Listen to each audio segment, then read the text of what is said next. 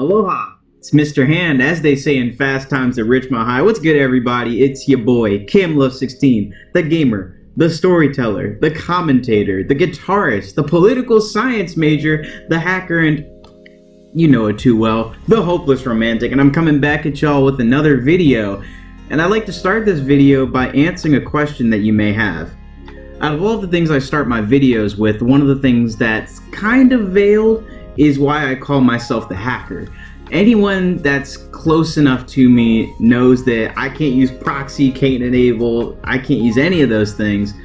But I gained that nickname because when I was younger and my friends and I used to play Minecraft, this is probably maybe 2013 range, 2014 range, PvP was a huge thing. And I've never been the greatest at any video games. I'm the first one to tell you I'm a pretty bad gamer. You know, for someone that loves video games, I'm pretty terrible at them. Minecraft especially, I can never get the hang of the actual combat part of it. And it got to the point where I was so caught up in the fact that I wasn't cool because I wasn't good at PvP, or I couldn't kill enough people in a certain amount of time, or I could never win a Minecraft Hunger Games, that I resorted to installing Minecraft hacks on my computer just to feel accomplished and to feel like I could do something. Of course, I didn't earn those skills. Those skills were given to me by a bunch of zeros and ones, but I still felt that weird sense of pride that comes from, I've proven I'm better than you. And that's why I've entitled this video, My New Alpha Mindset and Dealing with Self-Esteem Issues, because anytime someone is that desperate for some semblance of victory, some semblance of dominance, that they're willing to make the experience lesser for everyone else, that's an issue and that's a problem. But it's not an issue and a problem that can't be resolved and can't be fixed and can't be constantly worked upon. I have a lot of deep conversations with my friends, and in those conversations, I'm the first one to say, I'm flawed, I'm not perfect, I'm pretty terrible, you know? I'm not afraid to say I'm not a great human being, you know? I do my best, I live every day trying to be Christ-like in what I do, and trying to live my life in a manner to serve others, but I make mistakes, I am flawed. And that's what kind of led to me realizing that my self-esteem was really low, kind of at the midpoint of the summer, because I was so caught up on all of my shortcomings that I couldn't recognize exactly where I could go to and exactly how I could improve myself as a person. When you get so caught up on the fact that you can't talk to girls because you're still really shy, you're still in your middle school shyness phase, or that you don't get the greatest grades in the world, or that you don't live your life in a way that's cool on Instagram, you don't have a cool car, you don't have a cool haircut, no cool clothes, it permeates into your subconscious to the point where everything you do becomes lesser than, and that's what makes you weak. The terms beta male and alpha male are of course a little, how can I say it, antiquated, but they still have some semblance of truth to them. An alpha male doesn't mean that you're jacked or that you have X amount of money or you're with X amount of girls. It just means that the way you live your life benefits you and benefits others, because people pick up on that energy and that vibe, and they see that you are actively working to improve yourself. You are actively working to make yourself a better person for others. A beta male, quote unquote, is someone that is so caught up, like I said earlier in the video, in their shortcomings that it negatively affects everything they do. I was someone who I felt I wasn't charismatic at all. And so every time I would try to approach someone, not just girls, but I'll use girls as an example, I would overthink almost every text I would send. You know, I would always count the minutes between responses to say like, oh, this person on YouTube said you have to wait 4 minutes before you respond to show that you're interested, and this and that. And it made the whole experience worse, because how can I work on establishing actual conversation with somebody if I'm not willing to just take the shot, say hello, and not care about the outcome. Another YouTuber that I'm really into, How to Beast, put it very plainly when he said, no matter what happens, any experience you get interacting with someone is a positive, whether it ends in a good way, quote unquote, the way you want it to, or the way you don't want it to. It's all about understanding where you're coming from and understanding that everything you do is a positive, even if it's bad. But you have to also learn how to push through uncomfortable things. I'm very shy, but I've had to learn, because of college, exactly how to come up to someone, start a conversation, and get a LinkedIn, or how to come up to someone, start a conversation, and join this organization I want to be in, or go out for this class I want to go in, because some classes are score based at Hampton, and with girls especially. I went through a breakup recently that left me down in the dumps for a very, very long time. My friends who are watching this video will know pretty concretely that I went through another period of depression. The way my brain works is very weird. It's kind of off, honestly. So I've dealt with bouts of depression and low self-esteem all my life. And I have good spells and bad spells, but after my breakup, that was an especially bad spell. In the breakup, I was made to feel like a very bad person, someone that was very low in terms of their morality, and someone who would never find love again because I wasn't deserving of love again. And that sucks. It sucked waking up in the morning feeling like I was destined to be alone.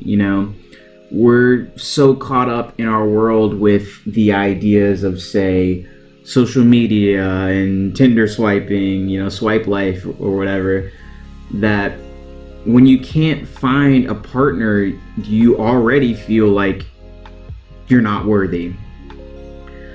But I had to learn that I can't base my happiness and my worth upon whether or not other people find me XYZ.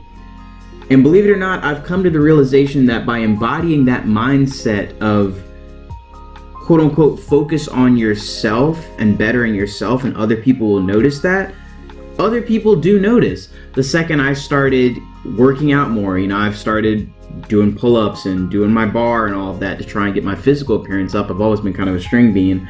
People say, you're sounding better, your voice sounds better, you're calling in more of a goofy mood, everything is genuine. And that's kind of how I've learned to deal with my self-esteem, understanding that although the world does have value, you cannot allow the world to dictate how you view yourself.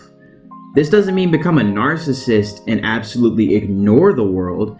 It just means that if someone says, hey, you're a string bean, or hey, you're not worthy of this and that, you don't have to let that be the only indicator of how you live your life.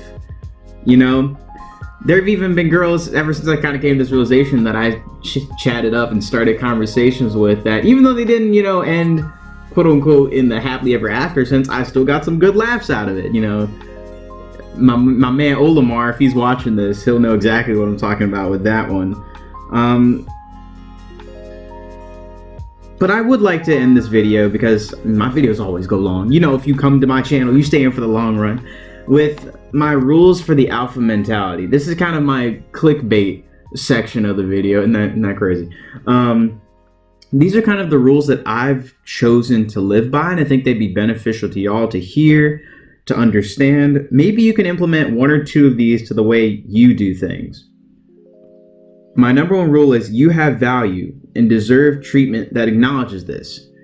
I believe every person on this planet has value and can do great things if they simply set their mind to it.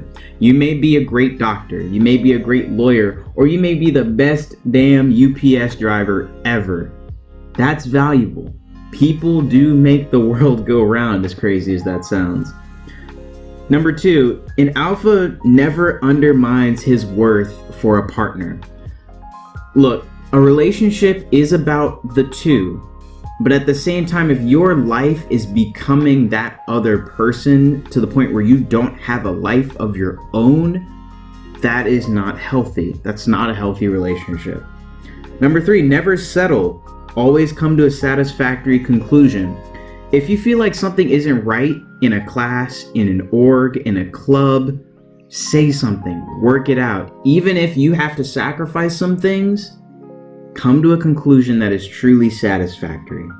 Number 4, an alpha understands he has options in jobs, lifestyles, and partners. Look, life is anything you can make it. Never give up on your dreams. And even if you have to take a couple side steps to get to your dreams, always get there. Number 5, do not simp, grovel, or beg. That one speaks for itself. I see it all the time on Instagram. I find it kind of funny. Girls say something like, if you have a crush on me, cash at me $100. Bro, I'm about to hit up in the DMs and be like, you getting some free 99 donation. That's absurd. Number 6, an alpha handles his business in a masculine, professional manner. I understand that's kind of not super PC, and I apologize for that. But by masculine, it doesn't mean specifically by being a guy. It just means, be kind of assertive in what you want, be confident in what you believe, and know that whatever happens, you're creating a greater good. So that's my next rule. Next rule, we have walk into the room like the coolest guy in the room. I have a thing on my wall that says, live life like James Bond. People that know me know I've seen every James Bond movie, and I always wanted to be him. And as I started gaining some of my confidence back in myself, I realized why James Bond was so cool to me and why I wanted to be him so much. He had a swagger about him. He knew he was the coolest dude in the room. If you walk in with your shoulders back, you speak well when you talk to people, people will recognize it. You will be the coolest guy in the room. An alpha understands the chase is a two-way street. That's with jobs, whatever you want to do. Put 2 steps forward and accept 2 steps back. Number 9, be able to implement and defeat shit tests. All right? I know that's commonly a term used in dating, but I believe a shit test is more important than that. I would like to also kind of apply this one to jobs. If someone says, hey, I need you to work 4 hours overtime, like this is a coworker or something because I need to catch up on an episode of, I don't know, this or that, say no. Be like, nah, do your own work. Don't get run over. Number 10, an alpha never gives a romantic interest what she could get from a friend. All right? Guys out there, don't be friend zoned by not being a friend. Okay? Be a friend, but don't give that person everything that she could get from a friend. Be different. Say, I want to establish something with you. I want to be someone that you can lean on, someone that you can rely on, and someone that, frankly, I could spend the rest of my life with. That doesn't mean get cocky. It just means, offer more to people if you want to get into a relationship with them. Chase success, not money. I'll say that again. Chase success, not money. Rule number 12. An alpha dresses well and uses old school charm. Hey, it's old school for a reason. As Ric Flair would say, oldest ride, longest line. Woo! Okay. Rule 13. Make your intentions known. Anything in life, make it known. Make it clear. And my last rule, I already said it because I was in the whole flow of the moment. I already said it, but my rule 14 is an alpha lives by the Ric Flair quote, oldest ride, longest line. Isn't that crazy? I would put some WWE 2K16 footage on here. I'll see if I have Ric Flair. Alright, y'all, that's pretty much it. That's kind of my talk in terms of how I've been dealing with my self-esteem, gaining my confidence back, getting the groove back, and how I'm living under my new alpha mentality. Hopefully that'll also translate to some muscles so my friends can stop bullying me and always sticking their hand around my wrist because my wrist was so tiny. Time will tell, y'all. If I become a professional wrestler, look back at this video and say, oh, he did gain the muscle. All right, Anyway, I love y'all. I will check in with you later. And one more time for the fans. Woo! Peace.